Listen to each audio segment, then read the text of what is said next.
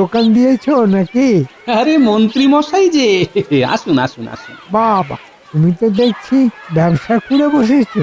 এদিকে রাজসভা থেকেও কামাচ্ছ, আবার দোকান থেকেও কামাচ্ছ।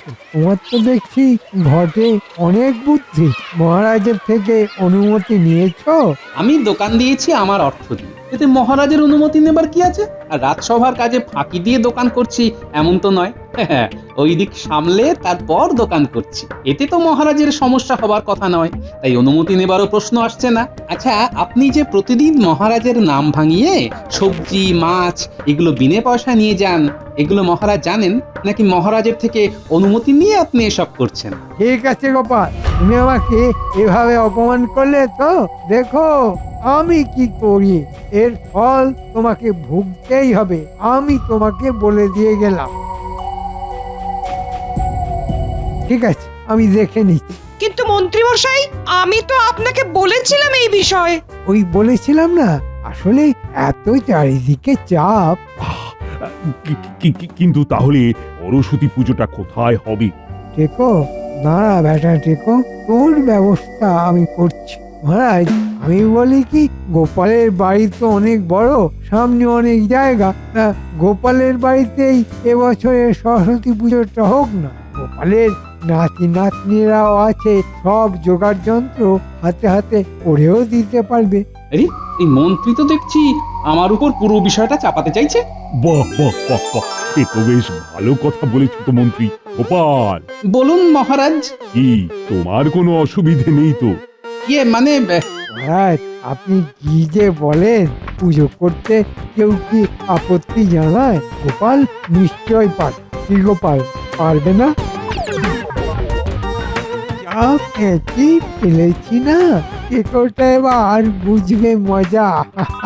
তাহলে গোপাল, সরস্বতী পুজোর সব জোগাড় যন্ত্র শুরু করে দাও। তোমার বাড়িতে এইবার ধুমধাম করে সরস্বতী পুজো হোক।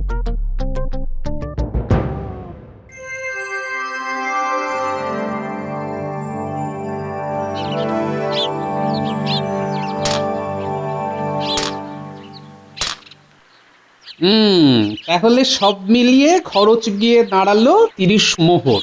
হ্যাঁ গো, তুমি এত টাকা কোথায় পাবে? নাহলে মহারাজকে বলে দাও না এই দায়িত্ব ফিরিয়ে নিতে। অর্থ তো যে করেই হোক জোগাড় করতে হবে গিন্নি।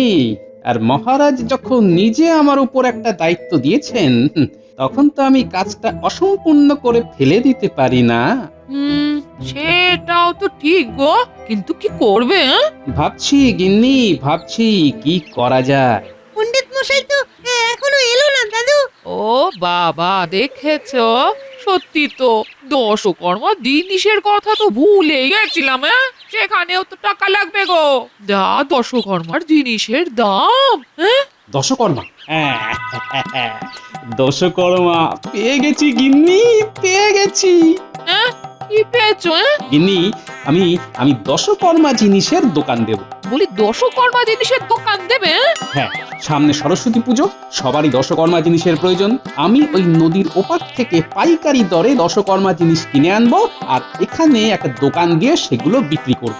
তাতে যা লাভ হবে তা দিয়ে আমাদের সরস্বতী পুজোর খরচটা মোটামুটি হয়ে যাবে। বাহ, তাহলে তো আর কোনো চিন্তাই নেই গো। কিন্তু তুমি একা হাতে পারবে সামলাতে? একটা দোকান সাজানো কি চারটিখানি কথা? তারপর তোমাকে তো প্রতিদিন রাজসভায় যেতে হবে, তাহলে দোকান করবে কখন? আরে গিন্নি, রাজসভা শেষ হবার পর যেটুকু সময় হাতে থাকে তখন দোকান করব। আর তাছাড়া আমার নাতি নাতনি গুলো তো আছেই, ওরা একটু দেখবে। কিরে, তোরা পারবি তো? হ্যাঁ হ্যাঁ, পারবো পারবো। হ্যাঁ হ্যাঁ, পারবো। আরে দাদু, তুমি কিচ্ছু চিন্তা করো না, তুমি শুধু বলবে যে কি করতে হবে, বাকিটা এই আমরা সবাই মিলে সামলে দেব। বেশ, তাহলে কাল ভোর ভোরই আমি বেরিয়ে পড়বো, বুঝলি, পাইকারি দরে দশকর্মা জিনিস কিনতে। আর তোরা এদিকে বাজারের দোকানটা বানিয়ে নে, কেমন? আচ্ছা, তোরা দোকান বানাতে পারবি তো? পারবো না আবার? তুমি শুধু এসে দেখোই না আমরা কেমন দোকান বানাই। ব্যাস, তাহলে তো আর কোনো চিন্তাই থাকলো না। এখন শুধু ওপার থেকে জিনিসগুলো নিয়ে আসার পালা।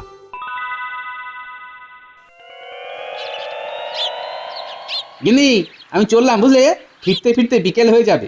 আচ্ছা, সাবধানে যেও।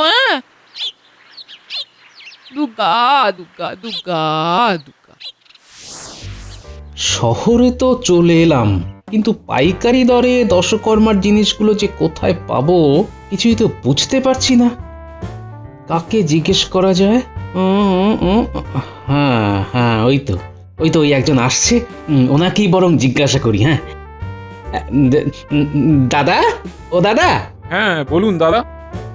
বলছি এখানে ওই পাইকারি দরে দশকর্মার জিনিস কোন দোকানে পাওয়া যায়? দশকর্মার জিনিস, হ্যাঁ ওই তো একটু এগিয়ে যান, সামনেই পড়বে।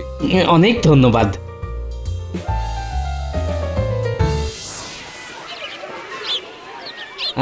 এই দোকানটাই তো মনে হচ্ছে।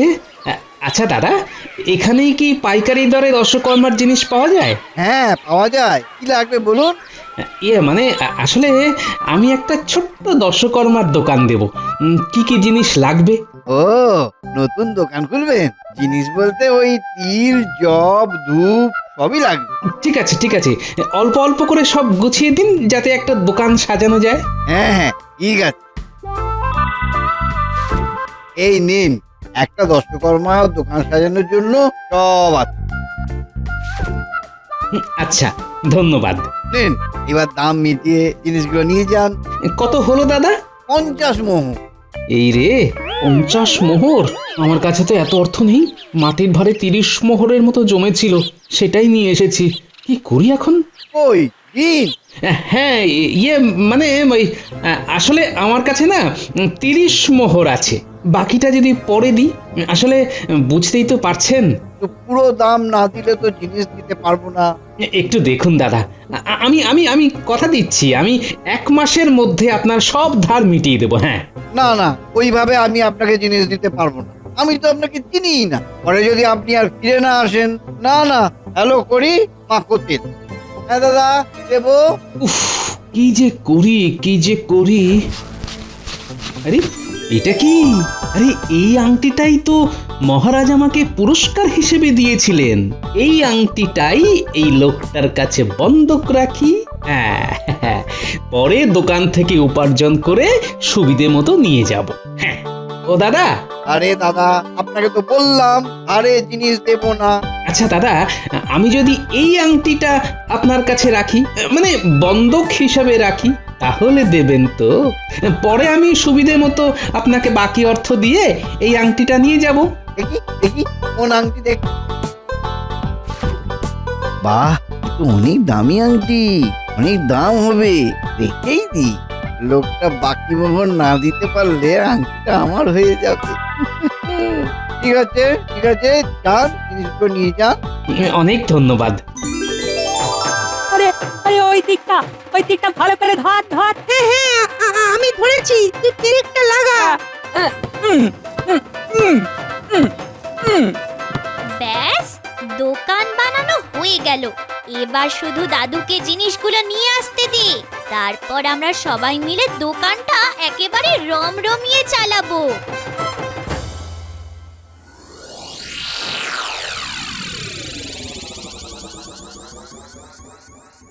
কি ব্যাপার, আজ আবার গোপাল রাজসভায় আসলো না?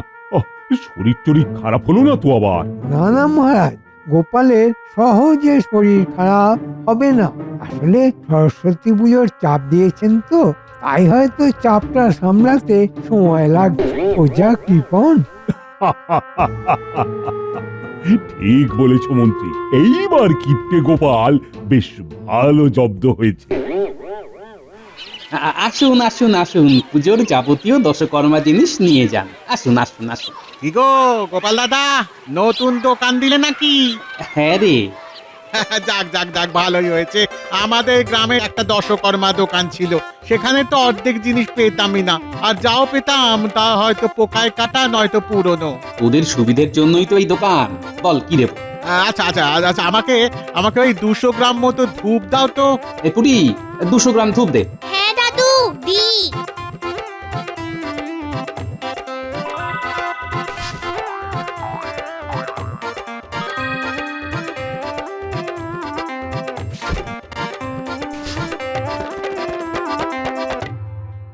যাক, সব সবজির বাজার মোটামুটি বিনা পয়সাতে হয়ে গেল। এবার এই হাড়ুর দোকান থেকে বিনা পয়সায় মাছটা নিয়ে এলেই হয়ে যাবে। এ কি, গোপাল দেখছি দশকর্মার দোকান দিয়েছে, তার মানে গোপাল নতুন ব্যবসা করছে। দেখে হচ্ছে ব্যাপারটা কি? কি গোপাল, নতুন দোকান দিয়েছো নাকি? আরে মন্ত্রী মশাই যে, আসুন আসুন আসুন। বাবা, তুমি তো দেখছি ব্যবসা খুলে বসেছো।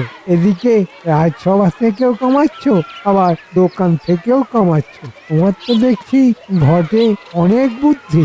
মহারাজের থেকে অনুমতি নিয়েছো? আমি দোকান দিয়েছি আমার অর্থ দিয়ে, এতে মহারাজের অনুমতি নেবার কি আছে? আর রাজসভার কাজে ফাঁকি দিয়ে দোকান করছি এমন তো নয়। ওই দিক সামলে তারপর দোকান করছি, এতে তো মহারাজের সমস্যা হবার কথা নয়, তাই অনুমতি নেবারও প্রশ্ন আসছে না। আচ্ছা, আপনি যে প্রতিদিন মহারাজের নাম ভাঙিয়ে সবজি মাছ এগুলো বিনে পয়সা নিয়ে যান, এগুলো মহারাজ জানেন নাকি মহারাজের থেকে অনুমতি নিয়ে আপনি এসব করছেন? ঠিক আছে গোপাল, তুমি আমাকে এভাবে অপমান করলে তো দেখো আমি কি করি। এর ফল তোমাকে ভুগতেই হবে, আমি তোমাকে বলে দিয়ে গেলাম। গোপাল দাদু, মন্ত্রী মশাই তো রেগে মেগে চলে গেলেন, এবার কি হবে? মহারাজকে গিয়ে যদি উল্টো পাল্টা কিছু বলেন?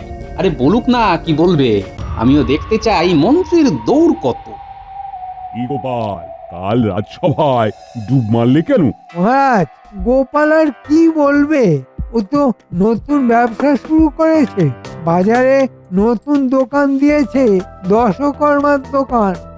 তাই নাকি? আমার কথা বিশ্বাস না হলে আপনি গোপালের কাছে শুনুন না মহারাজ। কি গোপাল, তুমি নাকি দোকান দিয়েছো? কই, আমাকে তো এই বিষয়ে কিছুই বলনি। আসলে মহারাজ সময় পাইনি, ভেবেছিলাম বলবো, কিন্তু পরশু বিকেলেই ঠিক হয় যে একটা দোকান দেব। কাল তো সারাদিন মালপত্র আনাআনি করতেই চলে গিয়েছে। আজকে ভেবেছিলাম আপনাকে বলবো, কিন্তু থাক, আর কিন্তু করতে হবে না। মহারাজ, আজকে সকালে আমি যখন বাজারে গিয়েছিলাম তখন গোপালের দোকানে গিয়েছিলাম। গোপালকে গিয়ে বললাম, কি গোপাল, দোকান দিলে? মহারাজকে জানিয়েছো? তা আমার মুখের উপর সে কি কথা, আপনি ভাবতেও পারবেন না মহারাজ। বলে কিনা দোকান দেবে নিজের অর্থে, তাতে আপনার কাছে জানানোর কোনো প্রয়োজন বোধ নাকি ও করে না। কি, তাই নাকি? কি গোপাল, মন্ত্রী যা যা বলছে সব ঠিক বলছে? দেখছেন না মহারাজ কেমন চুপ করে দাঁড়িয়ে আছে? তার মানে তো বুঝতেই পারছেন মহারাজ, আমি বানিয়ে কিছুই বলছি না। মহারাজ জানেন, গোপাল এও বলেছে যে ব্যবসা করে এমন অর্থ করবে যে আপনার এই সিংহাসনটাকেও নাকি ও কিনে নেবে। কি, এত বড় কথা? দেখি ও কত বড় ব্যবসায়ী। গোপাল, এক্ষুনি আমার ঘরে এসো। আচ্ছা মহারাজ। বেশ হয়েছে, ব্যবসা করার শখ এবার চিরদিনের জন্য ঘুচে যাবে। মহারাজ, আসবো? এসো, ভেতরে এসো। তুমি কত বড় ব্যবসায়ী হয়েছো, হ্যাঁ, যে আমাকে বড় বড় কথা বলো? মহারাজ, আমি জানি না মন্ত্রী মশাই আপনাকে কি বলেছেন, কিন্তু আপনার অসম্মান হয় সেরকম কোনো কথা কিন্তু আমি বলিনি মহারাজ। এ তো আমি বেশ ভালোই বুঝতে পারছি। আচ্ছা, কাজের কথায় আসো। শোনো, নতুন ব্যবসা শুরু করতে হলে তোমাকে খাজনা দিতে হবে 100 মোহর। যদি 100 মোহর খাজনা দিতে পারো তবেই ব্যবসা করতে পারবে, না হলে কিন্তু পারবে না। মহারাজ, আমার ছোট দোকান সবে খুলেছি, 100 মোহর কোথায় পাবো বলুন তো? আর এইরকম তো কোনো নিয়ম নেই মহারাজ। ও, তুমি আবার আমাকে নিয়ম শেখাচ্ছ? না মহারাজ, আপনাকে শেখাবো আমি, এত ক্ষমতা আমার নেই।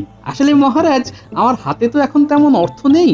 সরস্বতী পুজোর দায়িত্বটাও আপনি আমার কাঁধে দিয়েছেন, ভালোভাবে যাতে পুজোটা করতে পারি, আর সেই কারণেই ওই দশকর্মা দোকানটা খোলা। আচ্ছা, ঠিক আছে।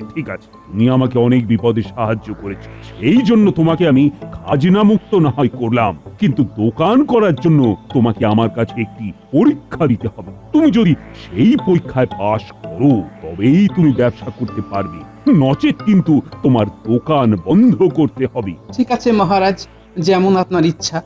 এই নাও একটা কলম, এই কলমটা যদি তুমি আমার কাছে বিক্রি করতে পারো তবেই তুমি দোকান করতে পারবে।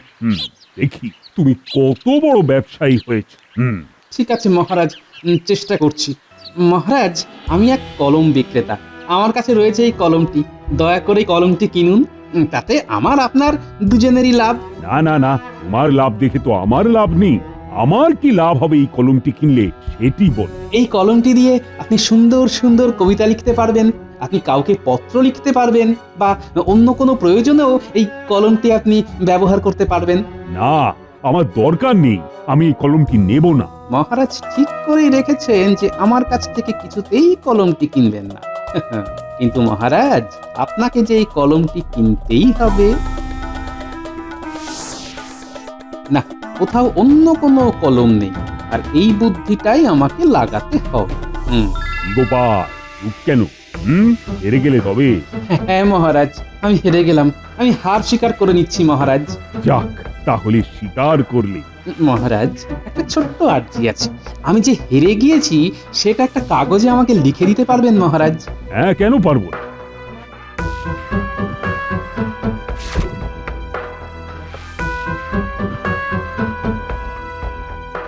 একটা কলম দাও তো, না হলে লিখবো কিভাবে? কলম তো নেই মহারাজ। কেন? তোমাকে তো এক্ষুনি একটি কলম দিলাম আমি, ওটি দাও। ওটা তো এখন আমার কলম মহারাজ। আমি এখন ওই কলম তো বিক্রি করব না মহারাজ। হ্যাঁ, কিন্তু তাহলে আমি লিখবো কিভাবে? ঠিক আছে, বিক্রি করতে পারি, কিন্তু আমার 100 মোহর চাই মহারাজ। হ্যাঁ, তুমি আমাকে 100 মোহর দেখাচ্ছ? এই নাও 100 মোহর। তাহলে মহারাজ, শেষমেশ আমি তো জিতলাম। হ্যাঁ, তুমি জিতলে, কিন্তু কিভাবে? এই তো আপনি এক্ষুনি আমার কাছ থেকে এই কলমটি 100 মোহর দিয়ে কিনলেন, আর আপনার কথা মতো আমি আপনাকে কলমটি বিক্রি করতে পারলে আমি জিতে যাব, আর আমি সেটা পেরেছি। গোপাল, তোমার কিছু বুদ্ধি আছে বটে মাথায়। যাও যাও যাও, তোমার দোকান তোমারই রইল। তোমার বুদ্ধির সাথে পারে এমন মাথা কারো আছে নাকি? এই এই 100 মোহর দিয়ে জমিয়ে সরস্বতী পুজোর জোগাড় করো।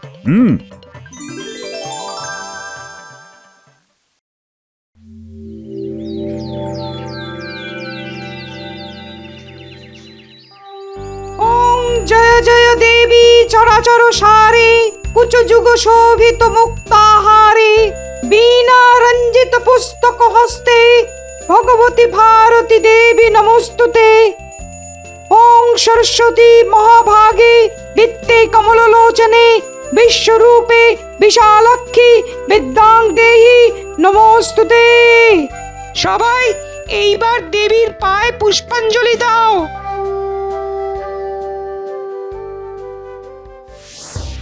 মহারাজ, আপনি বসুন, আমি রান্নার ওই দিকটা একটু ঘুরে আসি। আচ্ছা আচ্ছা গোপাল। গুলটে, তোরা সবাইকে হাতে হাতে প্রসাদটা দিয়ে দে দেখি। আচ্ছা দিদা।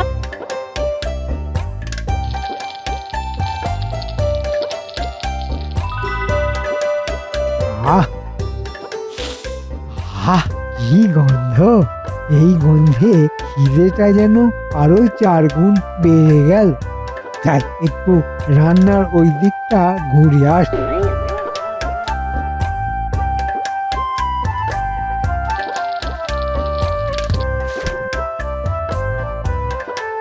এই পুটি, আসন পাতা হয়ে গিয়েছে, কলা পাতার জলের ভাতটা দিয়ে দে। আচ্ছা গোপাল দাদু। মহারাজ, চলুন খেতে বসবেন, চলুন। আচ্ছা আচ্ছা আচ্ছা, চলো চলো চলো। এই যে সেনাপতি মশাই, রাজবৈদ্য, চলো চলো সবাই চলো। মানে মন্ত্রীটা কোথায় গেল বলো তো গোপাল? মন্ত্রী মশাই বাইরেই আছে মহারাজ। আচ্ছা আচ্ছা আচ্ছা। কি মন্ত্রী মশাই, আপনি এখানে? যান যান, সবাই খেতে বসে গিয়েছে। ও তাই নাকি? আচ্ছা আচ্ছা, আমি যাচ্ছি গোপাল। যান না যান। আপনাকে আজকে এমন হেনস্থা করব না, শুধু আপনি দেখতে থাকুন মন্ত্রী মশাই।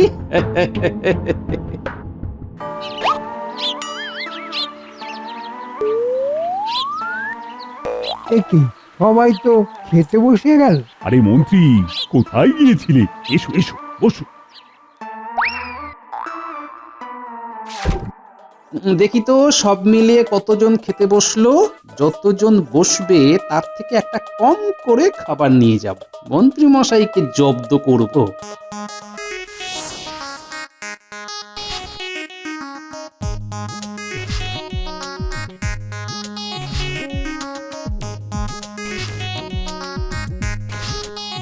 যা, বেগুনি শেষ হয়ে গেল।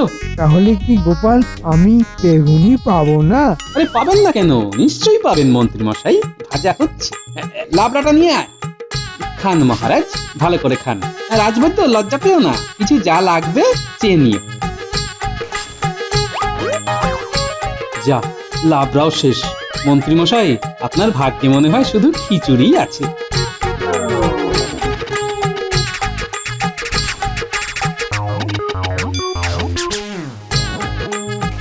খাও সেনাপতি, ভালো করে কুলের চাটনি খাও।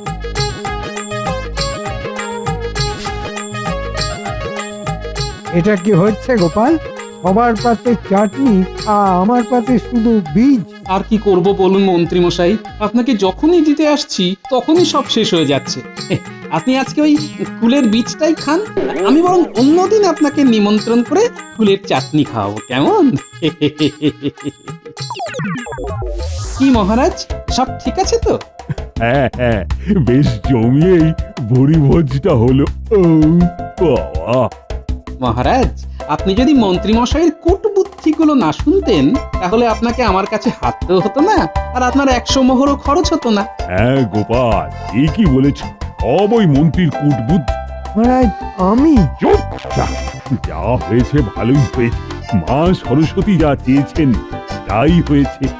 জয় মা সরস্বতী জয়। জয় মা সরস্বতীর জয়, জয় মা সরস্বতীর জয়।